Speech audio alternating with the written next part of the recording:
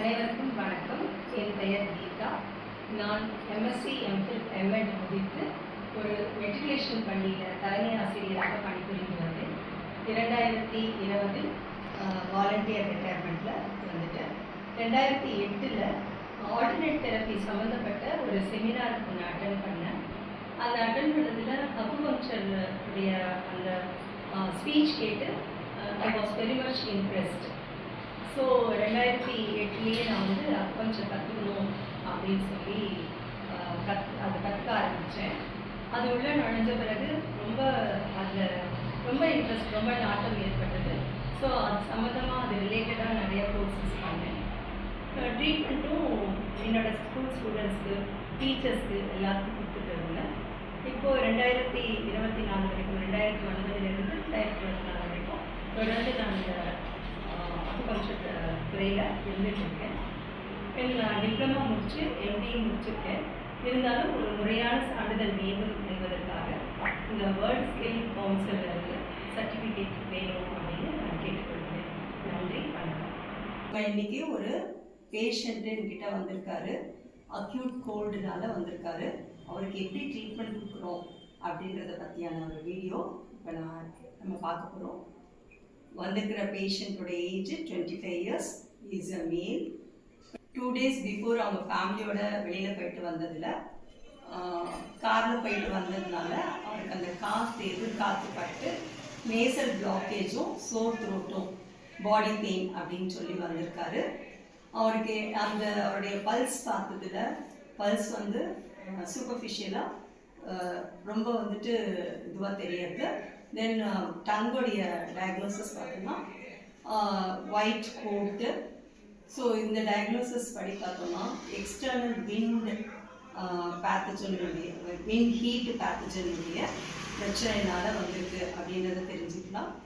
So அதை வந்துட்டு நம்ம எப்படி எக்ஸ்பெல் பண்ண போகிறோம் அப்படின்னு சொல்லி பார்த்தோம்னா, லங் அஃபெக்ட் ஆனதுனால ரெஸ்பிரேட்டரி ட்ராக்டான நேசல் ஃபஸ்ட்டு பிளாக்கேஜ் சொல்லியிருக்காங்க.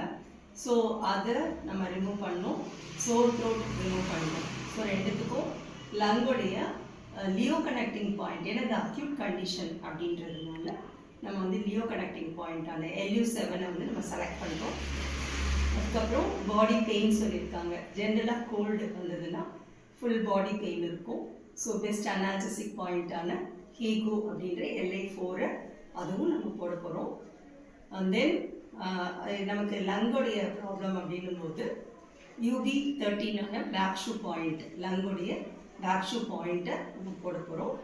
அடுத்து எக்ஸ்டர்னல் பேத்தஜனோட வந்த பிரச்சனை அப்படின்றதுனால அதை எக்ஸ்பெல் பண்ணக்கூடிய பாயிண்டான UB12. It's a very best point to expel external pathogen, whether it is wind cold or wind heat. ரெண்டுமே வந்துட்டு நம்ம இந்த பாயிண்ட் போட்டால் நல்ல ரிசல்ட் கிடைக்கும்.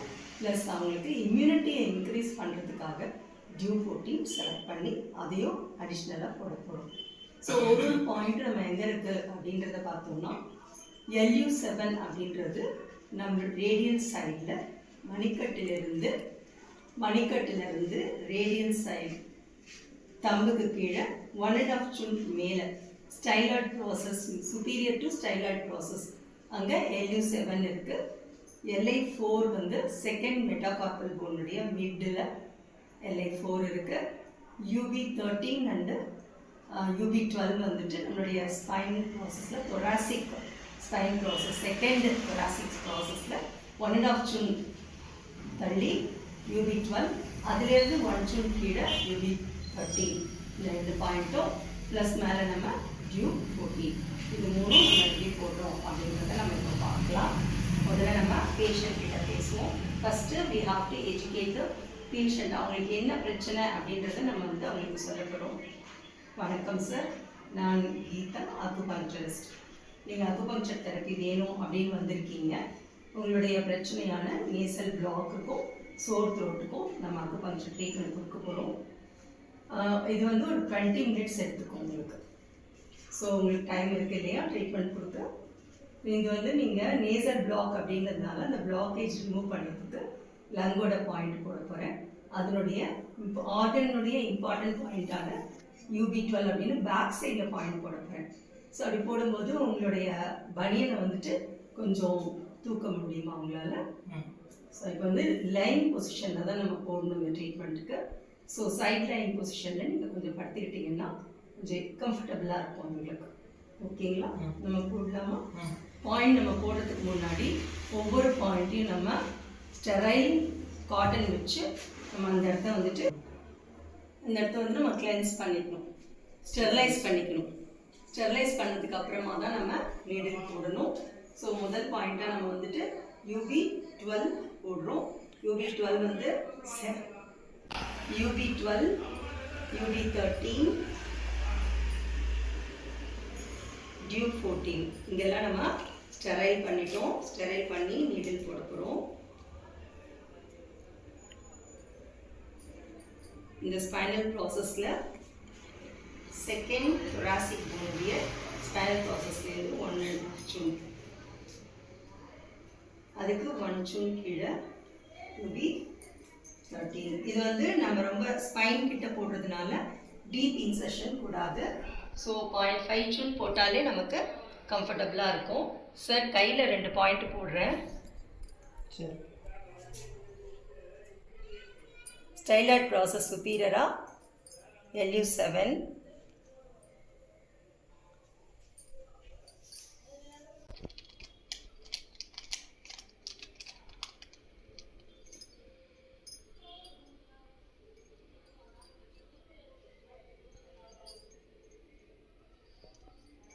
LA4 போடுறோம்.